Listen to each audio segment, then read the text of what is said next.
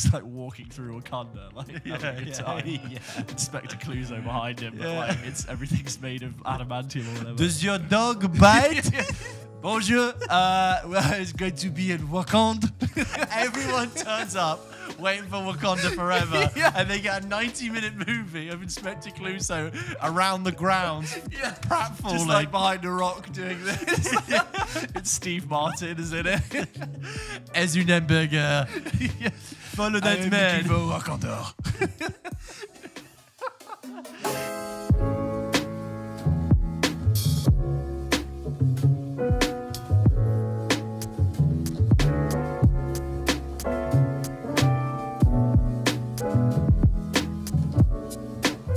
James, I'm going to New York in 2 days. Oh, yeah. Although by the time this episode airs, I will have already been back from New York. But Great. I'm going to New York, and How I'm wondering exciting. if I should have had a movie playlist. Like, should I have sat down and watched a load of New York films to get me in the vibe? Or do we have any? Do you have any New York film-based recommendations? So many. You should watch Made in Manhattan with Jennifer Lopez Never seen and it. Ralph Fiennes, who does a rom-com, weirdly enough. Yeah. You got the Good Times, Young Cut Gems. They're very New Yorky films. They're like the gritty Diamond District. God, But I feel like you maybe watched them recently. Taxi Driver. Taxi Driver. Hey, I'm walking here. What's that from? I'm walking here. Yeah. No, what's that from? Oh, I don't know. What's it Midnight from? Cowboy. Oh yeah. Which is set in New You York. can watch the great season of Curb that's set in New York. Oh, I think it's That's the a one with good Michael one. J. Fox in it. Yeah. He's like, is that a shake or a Parkinson shake? I want to say it's like season 8 or 9. Yeah, I've seen that one. That's and a then good the poster is the Statue of Liberty, but it's it's Larry David. face Yeah. on it. Yeah, that's funny. That's a good Yeah. one. No, I mean so many things coming Seinfeld, to mind. Friends. Seinfeld, Although Friends. 2 shows filmed in LA, set in New York. Yeah. Yeah. I'd love to see those street lot sets they have in LA, which are New York, where they film just street things, and they just have people in them, and there's dust, and there's wind, and there's all of that. I just think it'd be really cool to see those 3 building long sets. Yeah, and that when you go around the back, it's just like a buttress. It's just it's just a facade. Or you go around, it's just some plywood being held Yeah. up, and there's a bunch of cables there, and what are you doing? A Hey! guy having a Twinkie just on break. You're not union. Don't pick that up. Yeah, and then that red light on air. Yeah. Applause. Yeah. Applause. If I don't get my muffin, then we're gonna go overtime. Yeah. that's Can't New do York, overtime. yeah. I have a New York playlist on Spotify. Yeah, obviously. love playlist. And number 1 of all the songs about New York that have ever been written, the one that's top of the list is the Succession theme tune. Oh, so when you're flying into New York. Because that's when you see it. You see the Freedom Tower, and who needs Frank Sinatra? The cool, when you got- sort of twisty shots looking up at the skyscrapers. This is where I will make my fortune. Yeah. We're gonna be fucking war. No, it's a war. Anyway, I guess your answer is you don't really have any films for me. A West Side Story, but again, that seems very sort of stagey. Yeah. There's just so many. It's you can't really go. I need to see- New York is a movie set. That's what I find. Yeah, I would like to see New York Stories, which is a film that was it's in 3 parts, and one bit was directed by Scorsese, one bit's directed by Coppola, and one bit's directed by Woody Allen, and it's That sounds great. yeah. So I'd like to see that, and it's called New York Stories. So sure. However, I haven't. Yeah. Anyway, if you live in New York, What are you gonna eat? Have you planned your meals? oh my God, podcast. Italian, lots of Italian.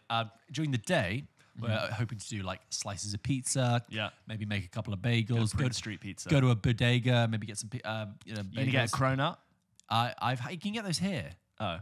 Come on. The cronut though, is it? Yeah, but you can get those here. Okay, Come fine. on, forget about it. A cronut is a yum yum.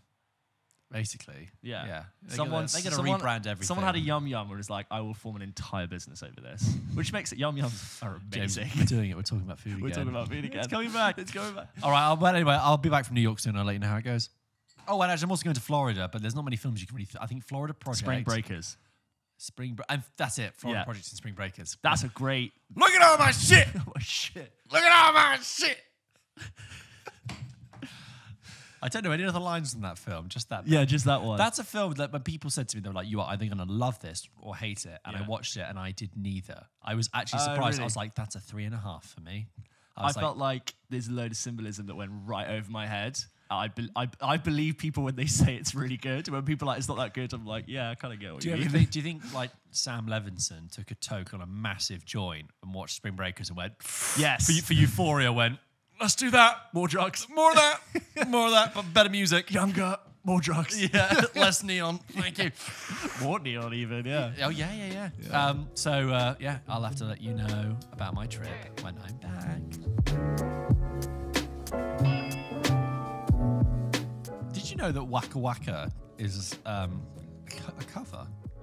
Yeah, it was Shakira. Is it like was like cultural appropriation of the highest regard? No, because like Shakira was like, oh, I this lyrics just came to me, and then like when it came out as the song for the 2010 World Cup, this group who are from West Africa, but the song had become this group from West Africa had this massive hit in the 80s called like Zambawa, I think it was Zambawa, and it went everywhere and it became big in Colombia where Shakira's from. Yeah. I think she probably subconsciously heard it. And if you go and listen to the original song, you're like, that is 100%. It's the same song. There's no denying it. It's waka waka. Wow. It's like when Ed Sheeran gets sued for like one of his songs sounding really similar to something else. But there's like this is like completely black and white, right? Anyway, and I think FIFA heard about it and they said to Sony, they were like, you do know you need to go and like sort that out because this is the theme tune of the World Cup. And Sony were like, okay, we'll give them a credit. I hope they made some good money out of it. I hope so too. Anyway, what that was Vuvuzela year. Do you remember? It was like just the whole time watching the World Cup. I remember like the first couple of games being like, is that not gonna stop? Yeah, just this drone. Just the whole. You can just imagine like the Vuvuzela team like outside the thing, and we're making so much money. Yeah. Like, you get a Vuvuzela. You get one. Yeah, $2 Vuvuzela. Anyway, I brought that up because of Shakira, who sung She-Wolf, and I was singing it because you said you wanted to talk to me about She-Hulk, which is the new Marvel series on Disney+. Yeah. I haven't seen it. I had my lawyer fix with Saul. You need to give me some She-Hulk. So, James. I wish the caliber of show were anything to the level. Tell us about She-Hulk. What's going on there then? She-Hulk. The first episode of She-Hulk came out this week. And do you remember our conversation we had about Metacritic and Rotten Tomatoes and how it tends to have... It seems to like bring stuff that's amazing right up to the top, and then stuff that's really bad right to the bottom. Yeah. And there's stuff which get no middle reviews, but it's either like praise and people love it, or people hate it. Yes, that's exactly what's happening with She-Hulk. Some people, it is being what the internet calls review bombed, where people are like really hating on it for what it's doing. And then there are some people who think this is really good, it's really funny, it's a real like sort of twist on the Marvel formula. If you didn't know, She-Hulk, fairly self-explanatory.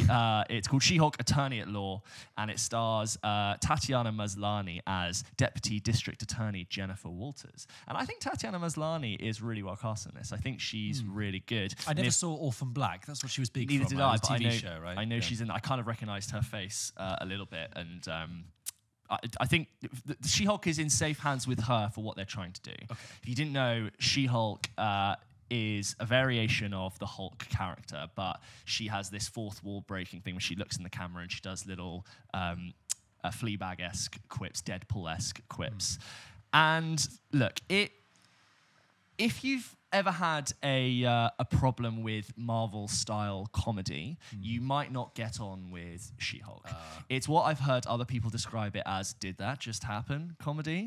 Because like it's typically comedy where like someone will fall and someone will say, did that just happen? Yeah, it's very like, reactive instead of proactive. Reactive. It's like little quips here and there. I enjoyed my time with She-Hulk, but I just kind of leave this episode and many other series that Marvel are doing, and I'm like, okay, but why? Yes. I'm getting a little bit tired of all of these series coming along, and I kind of am at the point where I just want you to serve the main narrative. Plot. Yeah. When you release an episode, which wasn't bad, but it wasn't good, but if it's not doing something I think it's really interesting, like WandaVision, where it was like I couldn't ignore WandaVision. It was doing something so different, and it was completely like showing me something I'd never seen before, whilst like in the parameters of Marvel. When I see She-Hulk, I'm a little bit like, why are we doing a comedy? or a sitcom. Yeah. It's not even full sitcom where I'm like, that's obviously funny. Yeah. I don't think I laughed aloud. Right.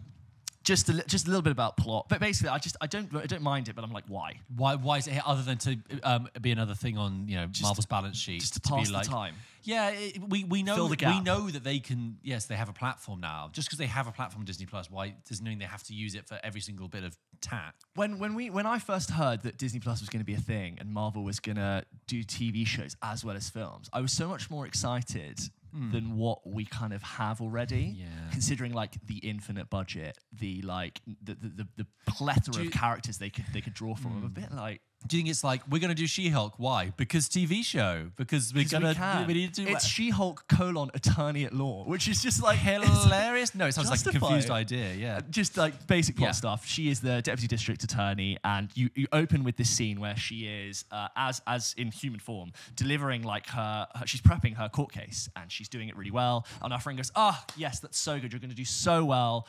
And if it all goes wrong, you can just Hulk out anyway. And then Jennifer Walters just looks at the camera and goes, I should probably explain what she means by Hulk out. And then you go back into what happened. I'm there already. You're there already. And look, the looking down the camera and quipping doesn't happen as much as I thought. It happens maybe 2 or 3 times, and I barely noticed it. But she gets Hulk powers in the most unimaginative way possible. So she's actually the cousin of Bruce Banner, Mark Ruffalo, who plays the character of the Hulk. And they are literally, this isn't a spoiler, it's just so unimaginative. They're driving in a car, and Mark Ruffalo's like, I've got this bracelet that allows me to control when I'm Hulk or when I'm Bruce Banner. A spaceship comes out of nowhere. What? Just in front of the road, don't explain it, and like cause them to steer off a cliff. They fall out the cliff. Mark Ruffalo gets cut and bleeds, and just a bit of blood falls into her cut. Now she has Hulk powers. They don't explain the spaceship. Maybe they will, but they didn't explain it. And the rest of the episode just goes on. And I'm like, that's all you could come up with. That is the dumbest thing I for think how I've she ever got heard. Hulk powers. And then the rest of the episode is Bruce Banner's built this like really cool seaside retreat that he built with Tony Stark in like this Caribbean island. Do you remember in No Time to Die when James Bond was like living in this like high-tech house in the Caribbean? Bruce Banner has one of those. It's like a beautiful tropic on the sea high-tech house. And Bruce Banner is like, listen, like your life has changed now. You have this Gamma Hulk thing within you. You need to learn to control your anger and fear. This is a journey that took me 10 years before I perfected it, and even still I struggle. And her thing is, she says, anger and fear, those are just the baseline emotions for any woman just existing. If I show that I'm angry, like someone's gonna like over-explain something to me and tell me to calm down. And therein lies the sort of dichotomy. Yes. Bruce Banner can tell all she wants about trying to manage her anger, but what a different, set of parameters she exists in as a woman. That all being said, I'm making it sound worse than it is. I think Tatiana Maslany is really good. I think she's really likable and she's really charismatic, and I think there is potential for some like really funny scenes in it. I just didn't really find any of them funny. Yes. And there's these moments where she's like being strong, and the Hulk is like telling her, well, you got to get spandex, it's essential, and they're like jumping around and testing each other's powers. And look, she's got to go on to point out that she's had a lifetime of suppressing her emotions and making herself palatable to those around her. I've just seen one episode, but as I reiterate, I don't know why I need this. I don't want to watch 10 episodes of a series, 8 episodes of a series, only for them to do a whole show about stuff I don't really care about, and then there's a big character reveal at the end, or this person was behind it all along, or Captain America bursts through the wall, or Iron Man's alive. I don't know what it is. I don't want to spend 8 episodes just for a payoff at the end for a show which right now I don't really know why it exists. Yeah, I mean, so this is in the trailer. I mean, I've not seen it, so I know this isn't a spoiler because I've not seen it. But like Tim Roth, is he in this one yet? He's not in this episode. Okay, right. And this first episode was basically like, here's how I got my powers, and how long is the episode? 45 minutes. I think so. Interesting length for a I want to say 45 minutes. Yeah. Why? Yes. Why? That's what I think I see when I look at it. She-Hulk, Attorney at Law. It's clunky title. It's She-Hulk. Sorry, it was 30 minutes. Okay. 30 minutes. But it felt like 45. Like 45. It's like, if someone said it's a sitcom, I'm like, is it? No. It didn't really have sitcom energy. It's like Marvel humor condensed into a couple of montages and as I said, a really boring way to get powers. It's like I know you're a TV show and you can tell a smaller story, but why is the idea so small? Yes. And when you're called She-Hulk, Eternally at Law, I can get well, that's kind of a funny title. But like, subvert my expectation with that, and then do something cool. I just is Jameela Jamil in it? Yeah. Yes, she is. How's she doing? She's in it at the very end of the episode, but I won't say why in case someone wants to watch it. I'm interested to watch it. She bursts through the wall. She literally bursts through the wall, like the Kool-Aid guy at the end of the episode. Oh, okay. So whereas She-Hulk breaks the fourth wall. Do you know what? I'll tell. This isn't a spoiler. So she eventually goes on to this court case that she's prepared, and she gives this like amazing defense as her human form, and then Jameela Jamil in villain clothing bursts through the wall and hits her, and she like rages into the Hulk and realizes that like the two worlds are colliding, and like the judge is like order or whatever. Yeah.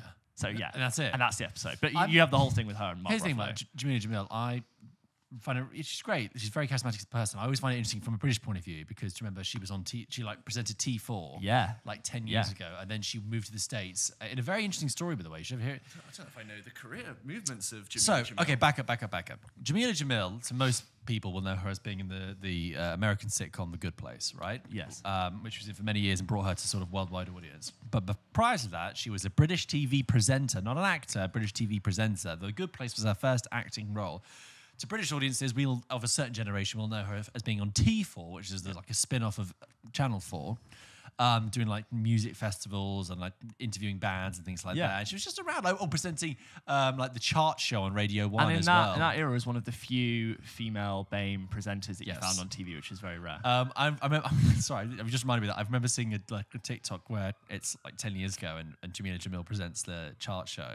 Right. Yeah. And Frankie Boyle does this sketch. He says, Jameela Jamil hosting the Radio 1 chart show is absolutely groundbreaking. In fact, it would be even more groundbreaking if anyone actually cared. Anyway, she then, from what I can remember of the story that she told in an interview, I believe she had a breast cancer scare. And in the time between going for a test and awaiting the test results, she wrote her bucket list. Wow. And she was about 28, and which is our age, James. And she was like, one of the things I want to move to America, and I want to like try and be an actress, right? And so she just did it. She wrote it all down. She made this plan, and she was going to do it. And then like 4 weeks later, her test results come back, and it was fine. But she was like, oh no, I've already kind of decided to do this now. So she moves out there, and like she's out there for she gets very lucky. She's out there for a short amount of time. And she gets to know Mike Schur, who people will know, who was one of the writers in The Office and The American Office, Cousin Mo's in it, and then went off to co-make Parks and Recreation. Pretty big person to me. Yeah, pretty big person. I think she might have had a TV connection that might have been able to connect them together or whatever, but she went to a party hosted by Mike Schur, right? Yeah. And he basically said, oh, we're looking for a character that's of Pakistani heritage, who's like from a very rich background. You should come along and read. And she'd never done any acting like before. Wow. So this is I think this might be within her first month in LA. Wow. So she goes, she reads for it, she gets it, and then sooner or later, give it a couple of weeks, she's on set with Ted Danson and Kristen Bell and the rest of the cast, and it's like, what? And then she's in this massive show. Wow. And look, I love Jameela Jamil. Very funny interviewer, great personality, and like charismatic presence, as we saw with T4. I felt like she was kind of trapped in the role in The Good Place because I think it's like it was clear she hadn't done a lot of acting. Yeah. And I feel like the writers then panicked and like wrote her into a little corner. And I was like, I see. So what? I'm sorry, I'm not trying to be mean. What I mean to say is now she's after The Good Place, and now she's doing more acting in a different show. I am interested to watch her performance in She-Hulk to see how the evolution of Jameela Jamil, the actress, the actor, is going. If her ambition was to become an actor, move to LA and do that, which she's now doing, I'm interested to see how that is see how her. With this Marvel show, which on paper is a huge show. Does that make sense? Completely, yeah. I see what you mean. Long way to get about it. But yeah, I totally get what you mean. I mean, also, she literally said one line in episode 1 of She-Hulk, but remains to be seen, yeah. I love at the beginning of the next episode, she's like blasted out into space or something. That's the whole sum of her character. neck her. just snapped. And when she moved to LA, she met James Blake, the musician, and then an item. Oh, I like James Blake. Yeah, and they've been together, and he wrote a song about her, which is really great. Like, it's just sort of like what a spin on the dime of this of world chance. we live in. I hey? know. You never know. So Jamila Jamil, I like Jamila Jamil. Would like to see how this I is feel going. like I need to watch for Jamila Jamil. Team Jamila, just to throw support from the UK. I mean, look. Just to round off my points, Sure. I don't hate it. I understand why people are angry. Not really. It's a silly thing to be angry about. I think people, a lot of dumb, not dumb.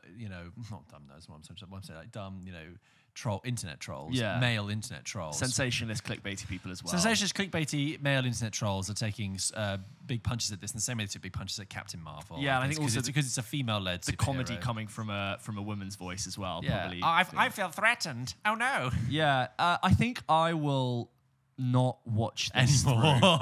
I think for Jamila. I think there's going to be the last episode, and be like, oh my god, I know this is going to happen. This is how Marvel does their show. Someone's going to come in and they'll be like, oh, that character was there, or this, or Tim Roth is back. Yeah.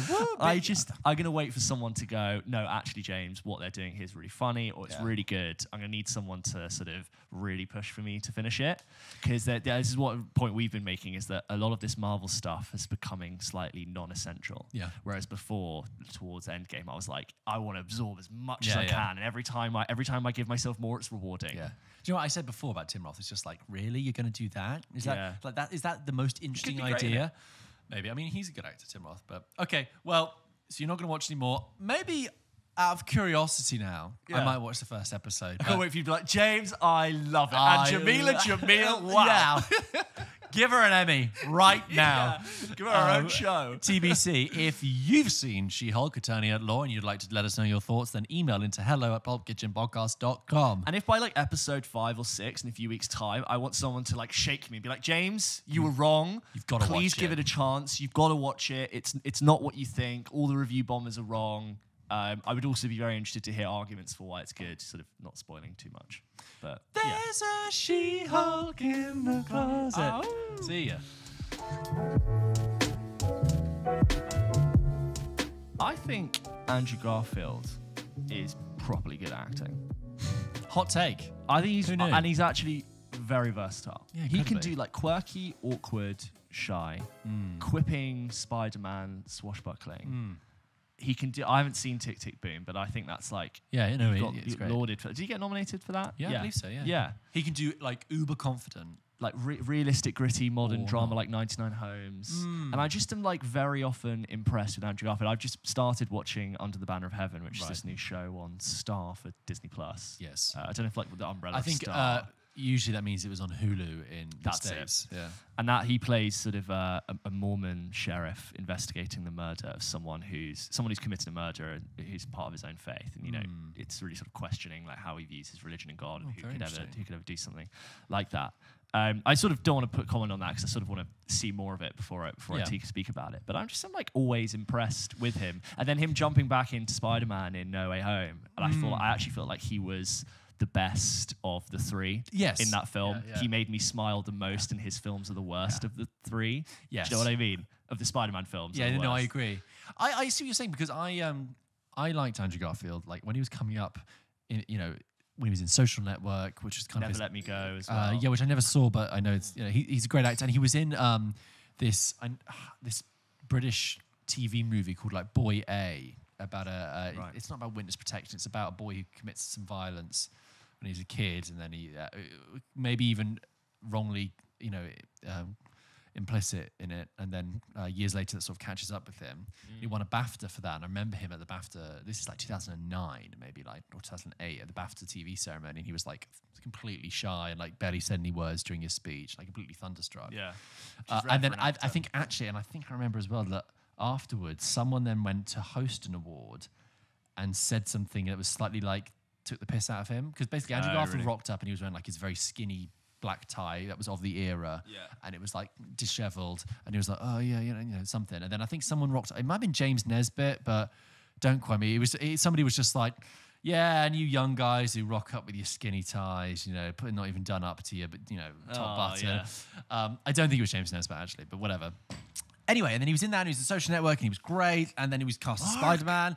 And, you know, I only saw the first Amazing Spider-Man, but you know, as you said, he can be great and quippy. And then, you know, the news that came out in 2015, that it was like, there's no more Spider-Man for Andrew Garfield. You're out. Yeah. We're going to Marvel and we're recasting it and it's Tom Holland. And I really felt for Andrew Garfield. I really felt like, you poor guy, you've been just like dumped by the machine and coughed out, and you're just like on the garbage heap. You're yesterday's news.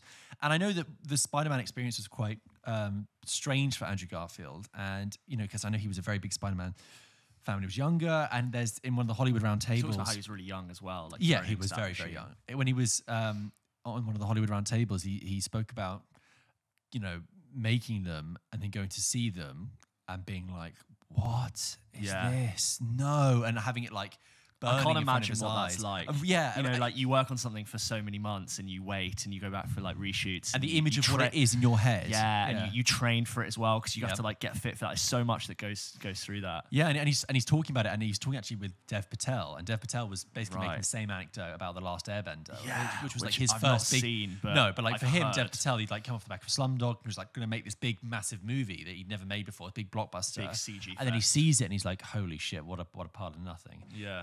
And that's what Andrew Garfield felt. But then what I liked is that it's like he took stock and he just went off and did his own projects in a smaller scale and in his own way. I mean, I think even there's a lot of people that you said, oh, Andrew Garfield, they probably wouldn't know his name, but you might say, oh, the guy was just Spider-Man. They might get it, right? And then he was in like Silence. Silence, yeah. Did you see that? I did see that, yeah. That's a bit of a slog. It's a slog of a film. Yeah. It really is a task to sit through. Yes. And I think it is a test of faith, literally, to watch that film. It's like a very well but slightly overacted piece. Yes. You've got Adam Driver, who's good. He's even like in a bad film, he's good in everything. And him and Andrew Garfield like go to Japan to find the person who's basically like given up their faith. Yes. And there's a lot of very intense dialogue. Yes. But why would Father do that in this world? Yes, it is. And I don't understand. I don't understand why you would do that in this place and what. And it's just very like breathy, raspy, beautifully shot. Of course, it's a Scorsese film. Of course, but and also done with. They are from Portugal, so they slightly speak with a slight. it was. We are speaking English, but we have the Portuguese inflection slightly, but to indicate that we are not from England. And they're very like skinny and sort of stuffy Pope types. The prep, though, if you ever hear about the prep on that movie, I think him and Adam Driver went to like a retreat. Because Adam Driver got very thin, and Adam Driver carries a lot of muscle. They went out and they like spent time in a.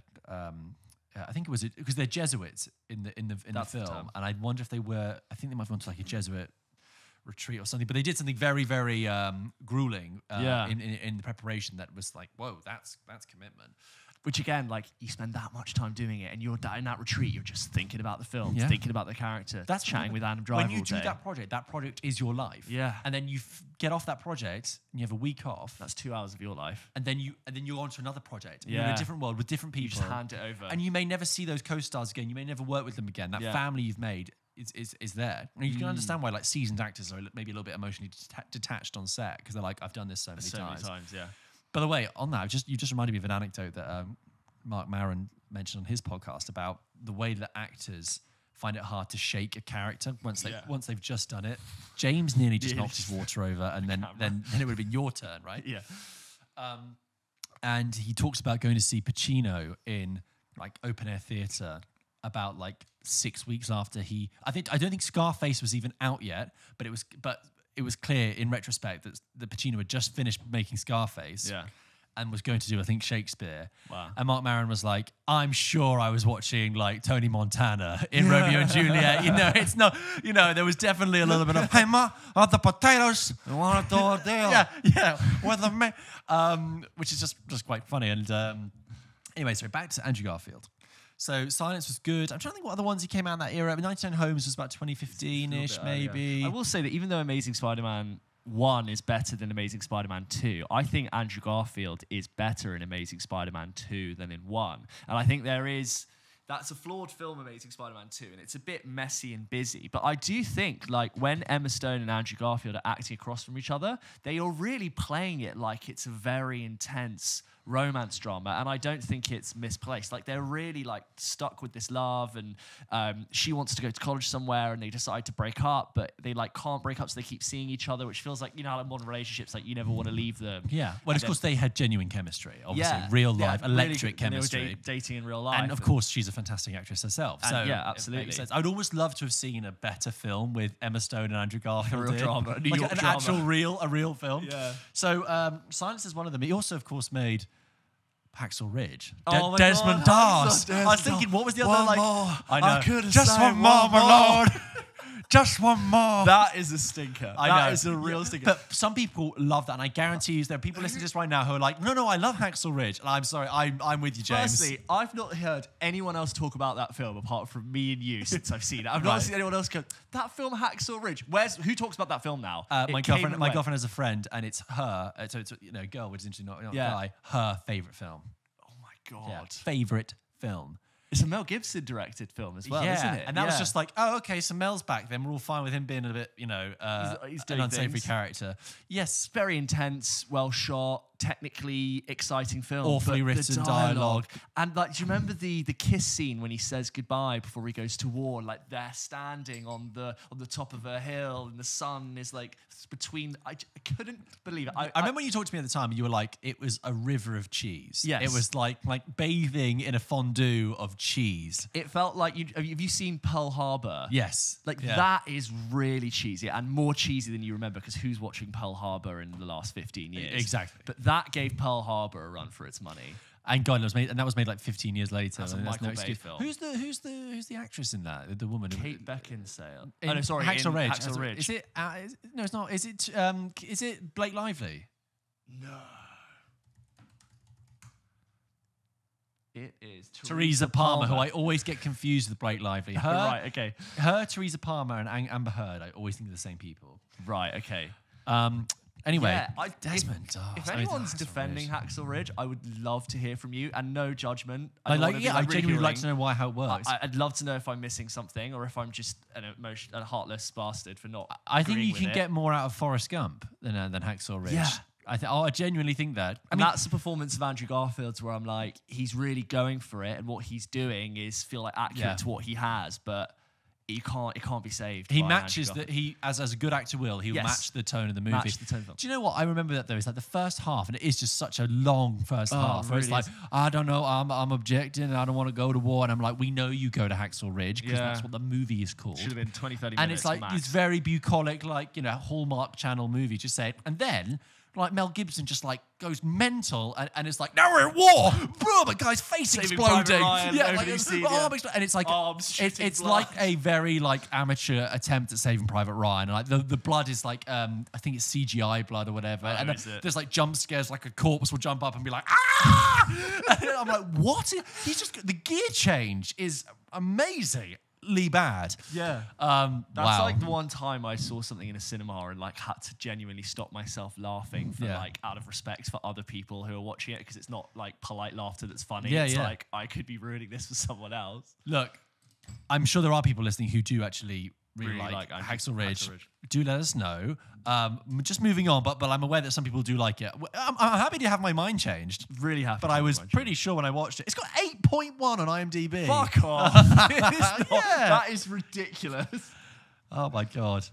This is going to be like when we very, very, very vaguely put the first Top Gun down and people like lost their minds. If you don't know, when we broke out, we watched the original Top Gun before Maverick because neither of us had seen it. We thought it'd be good to see it, and we really enjoyed watching it. And like we broke up clips that went on social media, and like our overall verdict was Top Gun. It's not that this is awful, but we were like, wow, isn't this a byproduct of its era? Yeah. It's like a big advert male power fantasy, which is like the take that pretty much everyone has when you're watching Top Gun in the 2020s, right? Yeah. And we all of a sudden got absolutely lambasted from this new audience that we don't have, which is like white Gen X men with a Confederate flag in Middle America in their picture, or like holding a rifle with an Alsatian in like Missouri. Yeah. And we just got like, and then all sorts of slurs about like how we're like modern snowflakes, don't understand these limp-wristed men. Yeah. And it was just like, oh my God, this means a lot. Yeah, to some people. And we were kind of laughing because like we barely even criticised it. And also to be accused of being a snowflake by someone who is so overriled by the faintest of criticism against a film from 37 years ago. Yes. Which is like, I know people have like a place for it in their hearts, but I would never say it's like regarded as one of the great films of all time. No. Do you know what I mean? No, it's just. It's not like we watched Citizen Kane and went like, whoa, cool, bit slow, bit of an ad, isn't it? It's a bit homoerotic. Yeah, please. I'm just gonna by the way, you should watch Never Let Me Go. I will. That's a really fantastic. Keira Knightley's one. It's one of the best. Well, Keira Knightley's best. Because that doesn't get said a lot. Because I know someone who just watched. I know someone. It's my girlfriend. She just watched The Aftermath with Keira Knightley, and she was like, not a good Keira Knightley. Oh, shame. I feel like every Keira Knightley movie is a referendum on whether she can act. Yeah, a referendum on whether she can act. Have a proper debate. Yeah, and then like, Keira Knightley. so like, if you ever seen Official Secrets, she comes out of that quite well. But apparently, The Aftermath. No, I haven't seen Official Secrets. Do you want to keep going through Andrew Garfield's filmography Yeah, while we're talking about also, it? Carey Mulligan good in everything. She's in Never Let Me Go. Oh, but yeah. yes, sorry. And Donald Gleeson. Donald Gleeson. Who I told you, oh my God, I saw filming a scene. You did see filming a scene. That could have been. I could have told you that at the beginning of the episode. Yeah, but there you go. Anyway, okay, so then, while we're trying to long out content, tell me about when you saw Donald Gleeson. Yeah, you know what? I will for the fans back home. Sorry, there's a pub near my office, and I just popped out for like a bit of fresh air. It's the Seckford pub in Clerkenwell, very nice pub. Good dossy now. Yeah. What? Your fans are going to try and find you there. There he is. Yeah. all one of them. Yeah. And I walked past, and it was very quiet. I was like, why is it so quiet? And sat outside was Donald Gleeson and I believe Andrea Riseborough filming a scene. And there was all the crew around them with their face masks on, and they had the lamp up, and they were just going through stuff with either the director or the script supervisor. Just on the set. Yeah, just leading that. They were there at the thing, just talking about it, and I was like, that's unmistakably Donald Gleeson. Wow. And I just stood there for a bit and watched because you could, and like I wasn't bothering them. I stood from far away, took a picture. I always have a look at a big set on the street. Yeah, it's fantastic. I love it as a citizen. And there's the AD over there. There's the spark. I like to see what camera they're using. I was thinking about it, and I was like, this looks like it's going to be a generic, very depressing British film directed by Lenny Abrahamson. Like about a man will cry in this one. Yeah, an Irish man moves to London, and it's not like Home. Pain. Yeah. No, yeah. But that was exciting. I always like to see. It's not just to see a celebrity, but actually see a movie in action. A lot of stuff gets filmed around there. Actually, I see a lot of movie trucks. I recently was on a run through my area, and Charlotte Ritchie was sitting in like those classic director chairs with like the cross. Yes, they've got like the name of the person on them. And I was just walking through, and someone with a headset and a clipboard was like, sorry, do you mind just waiting because we're just filming? But it was really confusing. Can I say that is the accurate film? That is exactly how people talk, isn't it, on film sets? Excuse me, please. And I was like, breathless from AirPods. What? And then what was really confusing is they had modern extras in contemporary clothing walking through, so it didn't look like that's hence why they had the person. And then I waited for 5 minutes, and then she was like, okay, yeah, you can come through now. Okay, great. And then I went through, and you could just walk through the set. So like while they weren't rolling, they had tents and seats and like monitors and stuff on either side of the pavement. But like while they weren't rolling, you could just walk about your business, and then they would shut off the traffic to roll. So I just walked through, and there was like food trucks. There was like a tent with monitors where I assume the director was like monitoring thing. There was makeup. There was like, it was a set. Could you have blended in, like gone up to the food truck and been like, yeah, just 2 drinks? Easily. If I was hungry, I could have easily got a sandwich and like a cherry tomato. Nice. And like, but then I walked through, and then I just, on my right is Charlotte Ritchie just getting her makeup. Like someone's literally just like doing her hair. And then she's like, stands up, like pulls her jeans up, gets ready to go and goes in for another one. I'm just like, that's Charlotte Ritchie, they're filming. There's like a huge camera on her jib, like massive, like sort of movable crane thing. And it's just going on. But it's just very open set. This conversation is massively tangential, but I'm now going to jump off on one about Charlotte Ritchie because so she was in the TV series Fresh Meat to British audiences. That's how we know her. She's a British TV actress, really. She's not really known to wider international audiences. I think does. But I really like Charlotte Ritchie because she's in 2 shows that are really great. One is called Ghosts, which is this like comedy, like classic British sitcom comedy, made by the Horrible History team. That's on BBC Two, and I stumbled across it during lockdown, and it became like my heartwarming favorite. And it's like this flat share comedy where a woman she inherits this massive mansion with her boyfriend. She hits her head, and then is able to see all these ghosts that live there. And there are ghosts from every single like time period. You've got a caveman, you've got a Tory politician who died in the 90s in a sex scandal. Fun. You've got it's very fun. And what they basically pitched it as, it's like a flat share comedy, but she's sharing the flat with all these people from different periods of history. And you get to know this ensemble cast of characters and their histories and how they died. And so over successive episodes, you're like, oh, I'm looking forward to jumping back in with all those people again and their little home they've created. You've got this very sort of odd family unit forming. And she's in that, and she's great. And it's a really wonderful show. It's got it's got loads of people. It's got Simon Farnaby, who like writes Paddington. You'll recognise him if you saw a picture. Anyway, but Charlotte Ritchie is also in a fantastic series on Netflix called Feel Good, which I think the first series was on Channel 4, and then it wasn't going to pick it up again, and then it was picked up by Netflix, and it's finished now. It's just 2 seasons, and it's a show by Mae Martin. Mae Martin's doing very well at the moment. Yeah, they are, and they're very funny, and I think it's about their experience, slightly semi-autobiographical, but like. It begins, and I'm really just going to tell you now. I know this conversation is tangential. We'll get back to Andrew Garfield in a bit. This is a tangential episode. And Charlotte Ritchie has gone to see Mae Martin perform at a comedy club, right? And Charlotte Ritchie is just loving it. She's standing through the audience. She's just like, she is really clearly fascinated and attracted to Mae Martin. And Mae Martin also recognizes that like Charlotte Ritchie is the only person laughing in the audience. And Charlotte Ritchie's friend isn't really into it. She goes home. And then after the show, like Mae Martin comes out and they sit and they have a drink together and they get chatting and then they get drinking and they really like each other. And then they kiss and then they go back to her flat and they just begin this like amazing like spontaneous romance and it's wonderful. And at the end of the first episode, like you're just so invested in this like, oh my god, wow, this is happening. And at the end of the first episode you realize that Charlotte Ritchie's character, this is the first relationship she's ever had with a woman, and she's not out to her friends. This is very new to her. And you also realize that Mae Martin's character is a recovering drug addict as well, and has addiction issues, and is clean and is trying to stay clean. And is Mate, that's true about Mae Martin's life as well. Yeah, So the episode ends, and I'm like, oh, that's a really interesting dynamic. And then that series happens, and then the second series follows a slightly different storyline, but honestly, I was so. Oh, it's so good and written really well. And Lisa Kudrow plays her mum in America, Canada. Sorry, she's Canadian, so plays her mum in Canada. And just you know what I love is something that's like walks that really fine line between tragedy and comedy. Yeah. And you have scenes that are like painful and really emotional that are also very funny at the same time. Yeah. And witty, brilliant. Do you dislike the film Funny People, the Judd Apatow film? I've only seen it once. Yeah.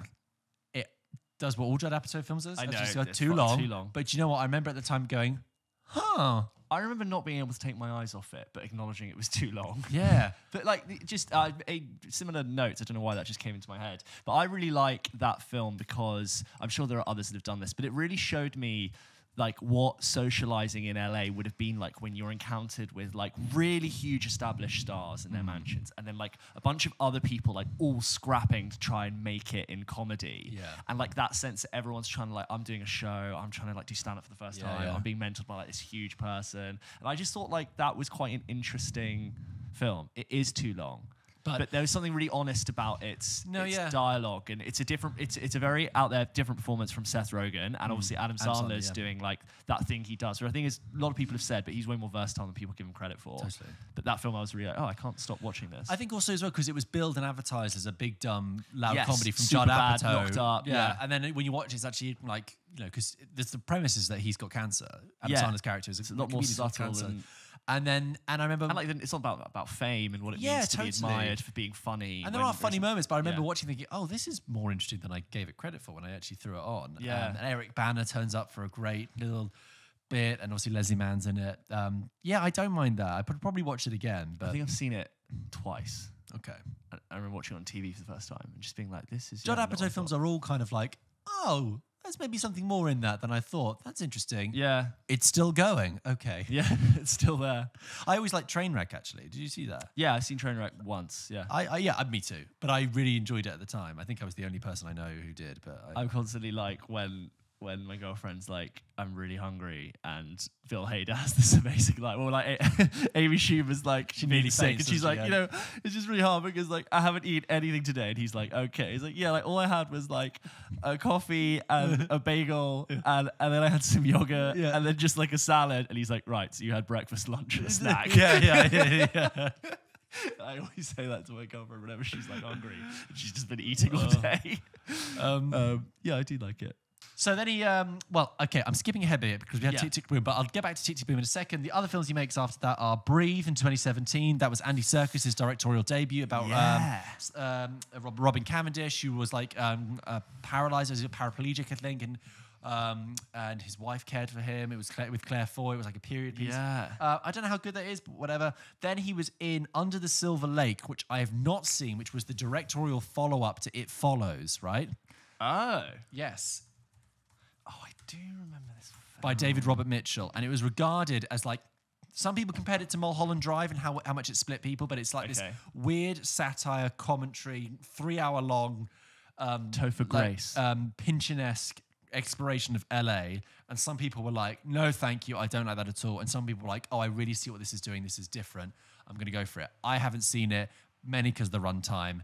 But I loved It Follows, so I think it's about time that I actually went back and watched Under the Silver Lake. Okay. He was also in a film from one of the Coppolas.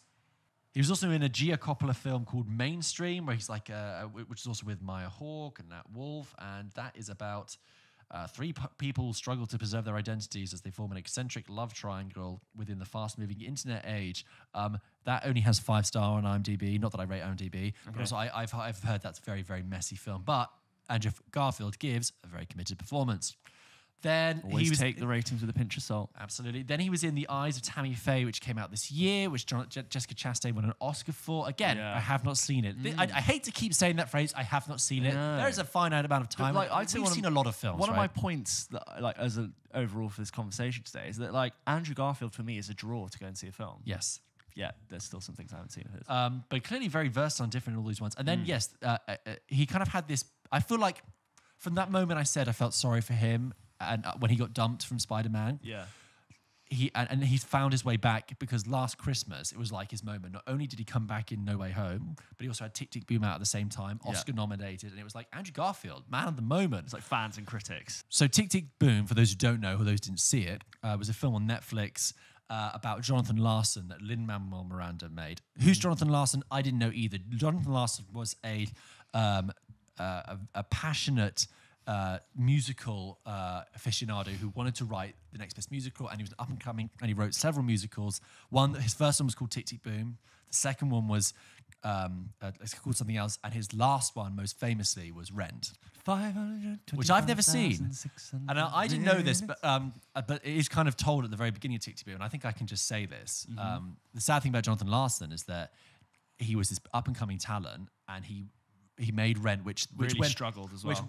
Very struggled, which is what the film's about. But Rent went on to be one of the longest running Broadway shows, won loads of awards and was fantastic. But he died. He didn't get to see it. He died the night before it opened of an aortic aneurysm, which is just unbelievably tragic. Yeah. Unbelievably tragic. And what Tick Tick Boom is about. What is that? What did you say? I think it's an aortic aneurysm. Like I'm not a doctor. I don't think I should. People can Google heart-related issue. Yeah. No, aortic is heart. Yes, but I'm not.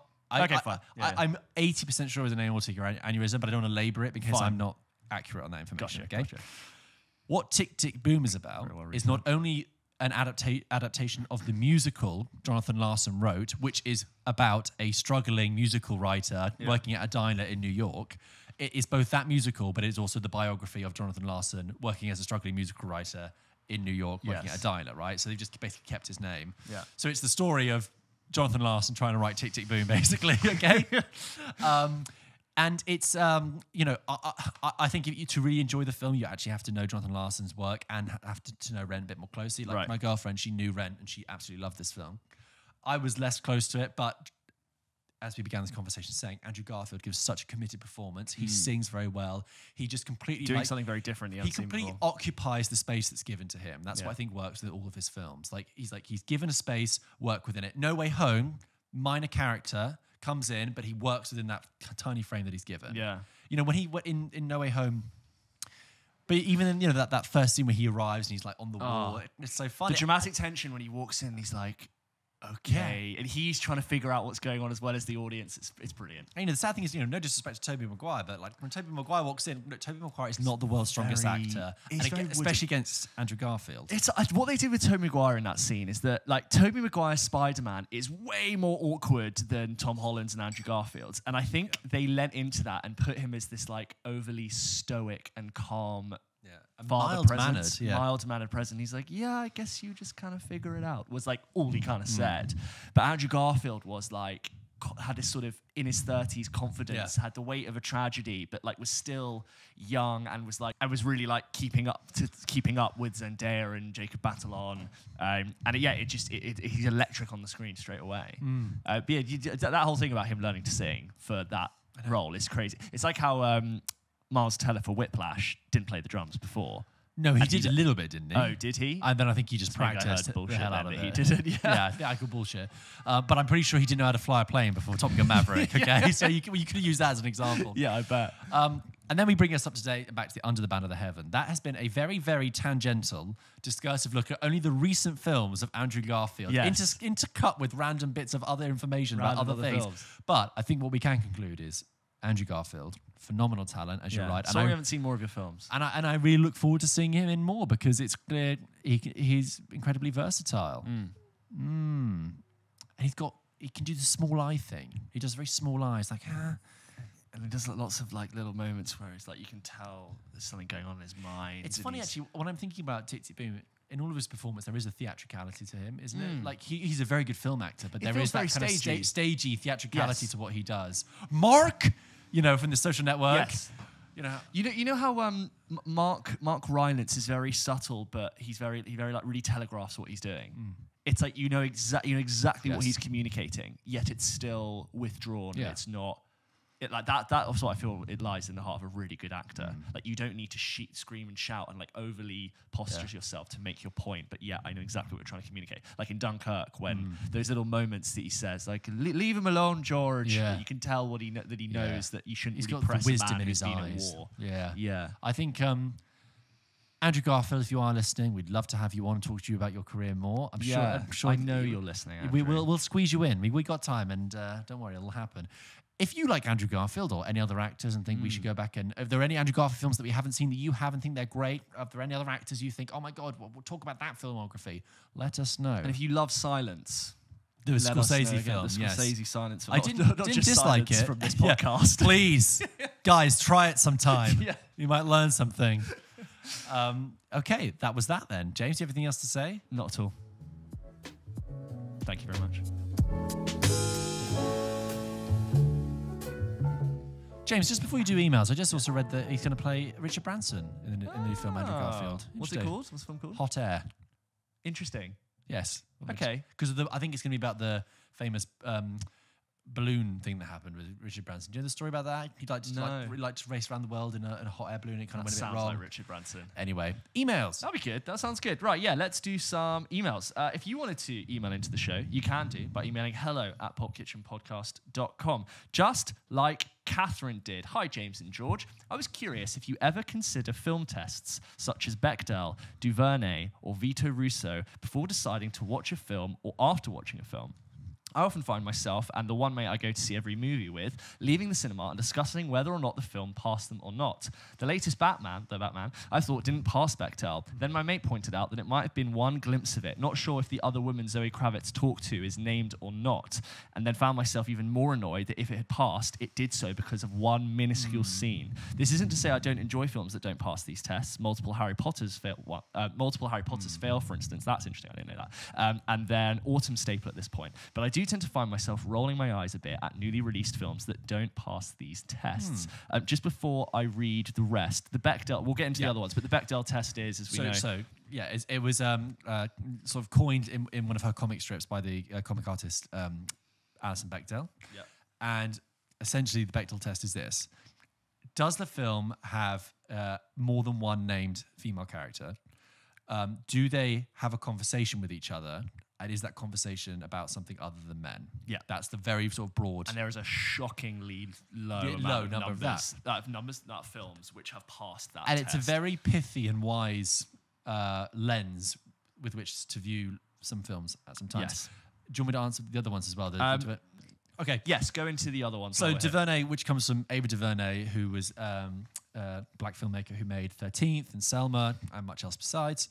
I mean, it's like she also made other stuff. The film isn't called as much else besides. So a bit like how the Bechdel test is about the representation of women on screen, the DuVernay test is about the representation of people of color on screen, and the Vita Russo one is about the representation of LGBTQ plus people on screen as well, right? So to answer Catherine's question, like, how do we feel about tests like that? Like I just said about the Bechdel test, I agree. I think there's sometimes really interesting ways with which to view films. Obviously, there are some films that, by their construction and often based on a true story, can't fail the Bechdel test. So obviously, Harry Potter, not based on a true story, but Harry Potter fails. The one I always think of is like Captain Phillips, right? Captain Phillips, a good film, very solid film, great film.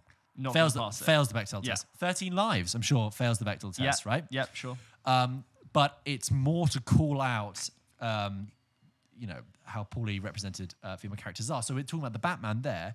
I agree. In a film which... I know the scene you mean, but I don't... The fact that you can't remember the name is also quite telling. The fact that the film invokes the spectre of abuse and violence against women, but does not then create a space for female characters to sort of discuss that. Yeah. Just to be clear, it's not like it doesn't matter if the character has a name. It's whether or not after watching the film you can tell me what the character's name is. Exactly. Right?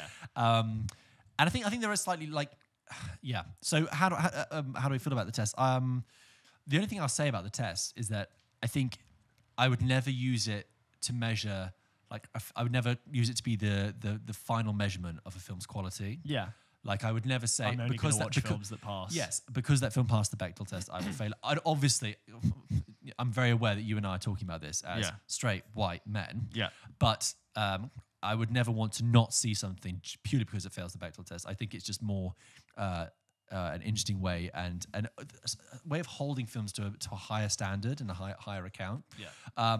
I think there are certain films where there are big missed opportunities to have better representation of all. And when you come to like Russo test with LGBTQ plus representation, it's like it's more than just having a character just saying they're gay or being a minor character being like, oh, that's the gay character, isn't it? It's more than just tokenism.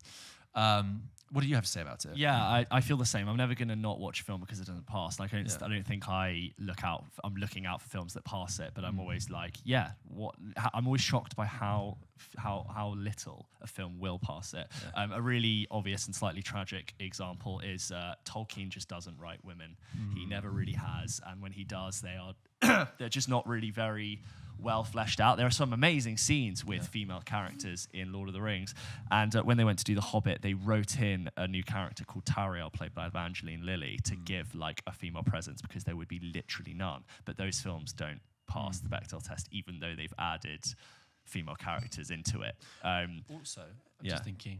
Sorry, did you want to finish your point? No, I was going to say, and then it looks like with the Rings of Power, they've made a conscious effort to change that. Whether or not it passes the Bechdel test remains to be seen. But there's also a very terrible omission of the original Lord of the Rings films not having a single person of color in them. Which, like, when you're dealing with fantasy, you can do whatever you want. There really isn't an excuse or like a specified skin color for you to have made that decision, which is one of my favorite films, unfortunately. But it's like very sort of lacking in that department, which is a shame. I hope Rings of Power changes that. Star Wars, the original trilogy is very bad at representation of both people of color and also of women as well. Like, apart from Leia, there's only like 2 other female characters, and they have like their total amount of dialogue is like 2 minutes. Yeah, in the whole 3 films. I was just thinking about, and even though Leia's awesome and very can save herself, she is also a princess that needs to be saved by her main character. Leia's one of the better princesses that needs to be saved in fiction, but still. I was just thinking as well, though, like, when Harry Met Sally, does that pass the Bechdel test? You've got a film written by Nora Ephron. One of the better written, beloved films by a very talented female screenwriter.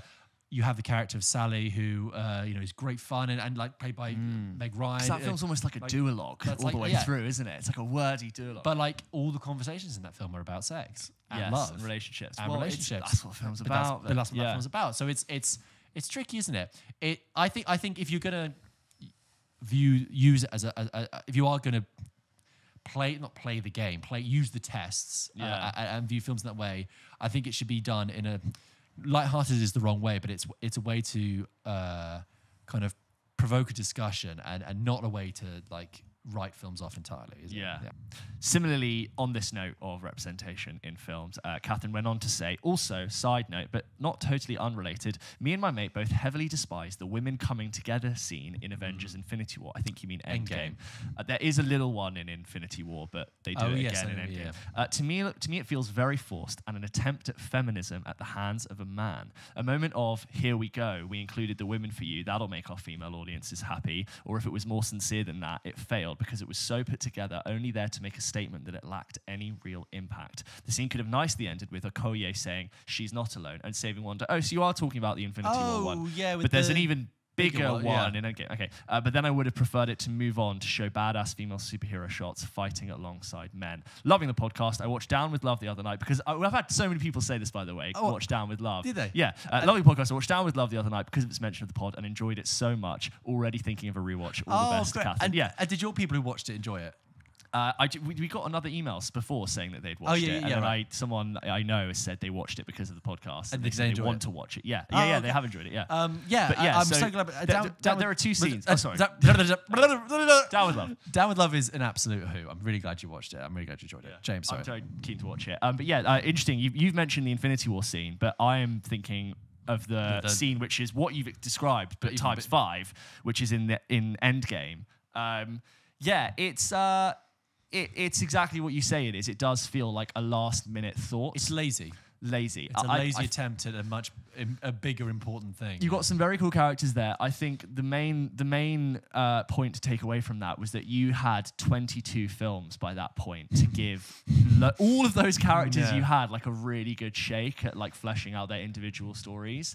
And it didn't really make sense for the plot of them all to be in the battlefield at one time, lovely as it is. I don't think many people in my screening were cheering and being like, yay, like that's feminism. That's like pandering to something.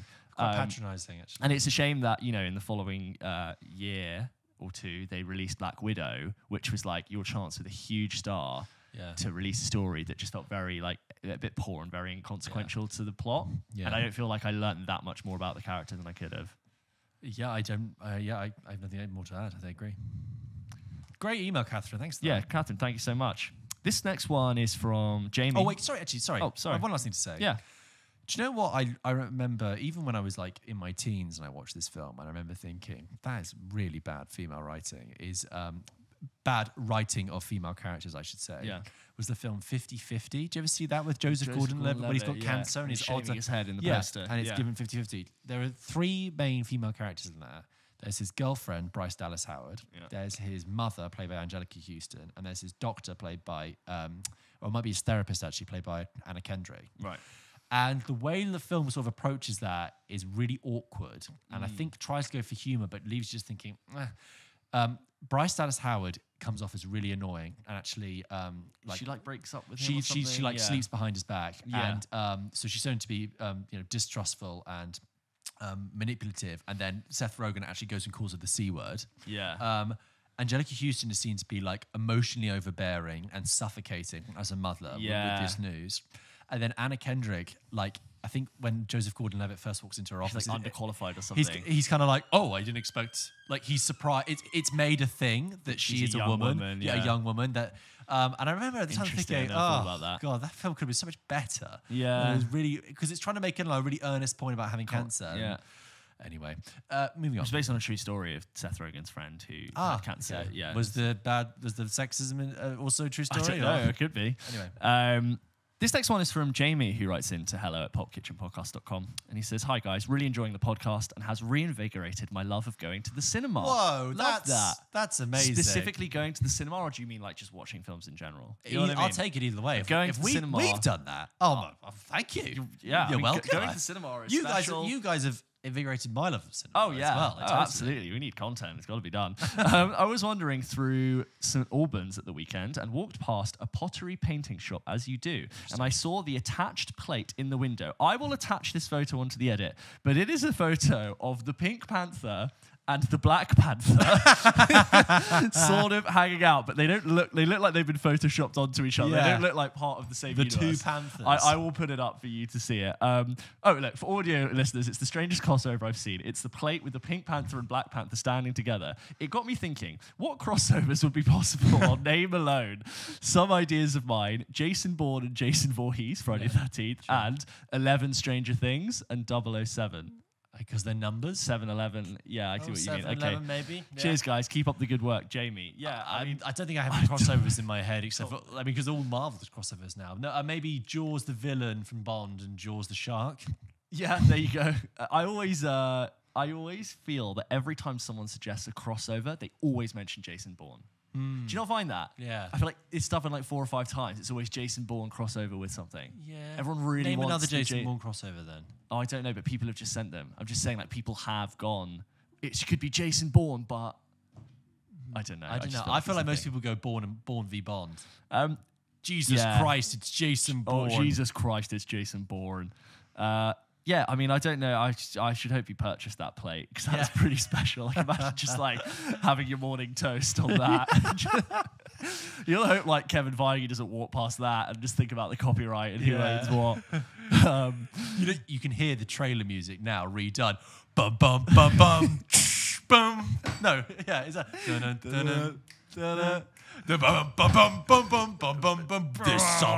This summer. I'm the Pink Panther. He's just like walking through Wakanda, like having a good time. Yeah. Inspector Clouseau behind him, but like everything's made of adamantium or whatever. Does your dog bite? Bonjour, it's going to be in Wakanda. Everyone turns up waiting for Wakanda Forever, and they get a 90-minute movie of Inspector Clouseau around the grounds, pratfalling. Just like behind a rock doing this. It's Steve Martin, is in it? As une hamburger. Follow that man. Wakanda. Wakanda Forever. It is Wakanda Forever. Une ticket for. This next one is from Daniel, regular writer into the show, Daniel Z. That's all I'll say. Daniel Z. Hey, Dan Z. Dan Z. Hi guys, I can't seem to remember if this has been brought up before, but I was wondering on your guys' take on the floating head movie poster trend that a lot of recent films have seemed to adopt. It's obviously very popular within the MCU, but more and more other films seem to be using this style of marketing rather than the creative approach. Do you think that this may take away certain aspects from the film, using only the recognizability of the large stars to promote their work rather than something engaging? To me, it seems a bit of a cop-out and annoys me slightly when fan art with a little to no budget can produce amazing posters compared to these larger studios. Sorry for the mini rant. Try to keep it short and sweet. Love your work, boys. Keep it up. Often when people say in the emails, I'm sorry for the long rant, it's not actually been that long. No.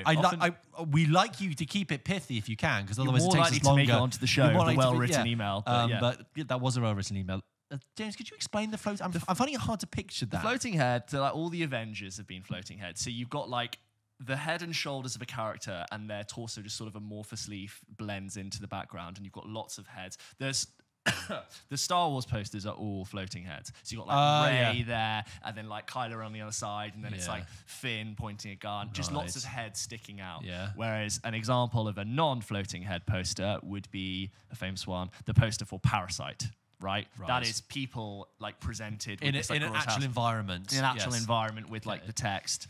But yeah, it's just usually what you do for a big blockbuster to show off your cast. Yeah. Spider-Man No Way Home did one because you had all the characters and like the villains there. And also like Avengers Infinity War, just like so many characters. Yeah, Thanos, like you just do to show off. I think I want to say Star Wars popularized it, but I could be talking out my ass. I don't have a problem necessarily with it. I understand.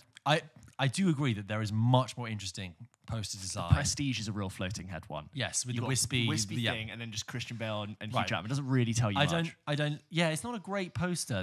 You could have done something way cooler. I know that there are often teaser art, teaser posters for films, and fan art is much more interesting because then they're setting a concept and not like the main action or the start. I mean, look, it's a financial enterprise. They've got to sell the star, right? I get it. in it. But that's why actually often genre films have a much interesting. Like we talked about the Get Out poster with this, because that's selling a feeling, an experience, and an emotion.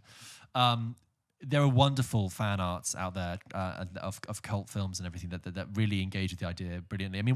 I mean, this was a teaser. The It one with the balloon, that's a cool one. Yeah. And sorry, a teaser poster I always liked for a very bad film was the Batman v Superman one, where it was Superman's poster that had been ripped off to reveal Batman underneath. I always quite liked that. That was cool. I think. But then they also did like the Superman logo like slapped onto the Batman logo, just in case you're in doubt. Looked right. Yeah. There was just a random tangent about poster design, which I do find really interesting, and we could almost make a whole other segment. But Polish film posters between the 50s and 70s are kind of regarded as really influential in film poster design, because due to communist censorship, they weren't allowed to really sell the Western leads, or the Western idea as such. Right. So the way they had to design a film poster was much more abstract and much more, abstract. So they would pick out like one motif within a film or one image and then make that like the main one. So sometimes if you go back and look at Polish film posters from that era, they are really striking. So, I mean, the one example that comes to my mind is A Matter of Life and Death, which is actually a film from the 40s, but it was, rerun later on. And they didn't want to show any of the stars or the British military because it's a Palmer Pressburger film. What they did instead was pick up this one image, which is only in the film very fleetingly, which is a rose that's fallen on some steps and the petals are sort of wilting down. And what it does, it takes that one image and then creates a soul mood from that. Yeah. It's quite an interesting sort of period of film history. I hope people really sit down and think of it.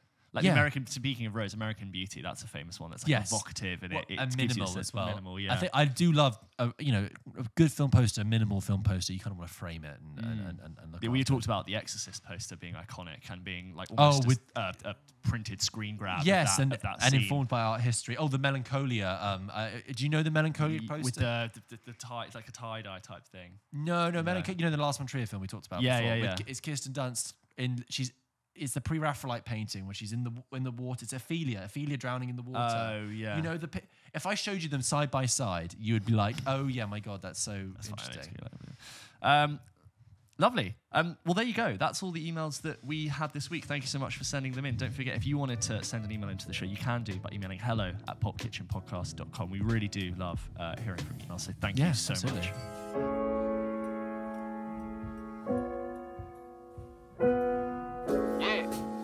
James, as ever, let's finish with the game. Let's do another round of film antonyms. Okay. And I know they're not technically antonyms. Perfect antonyms. It's a very broad, it's an opposite. But you know what, guys? It's all fun and games. It's a game. Literally. Just have fun. Right. Okay, James, are you ready? Yeah.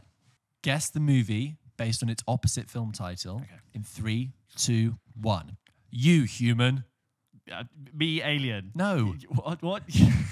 You, human. I, Robot. Ugly and Green. Pretty in Pink. It's a Horrible Death.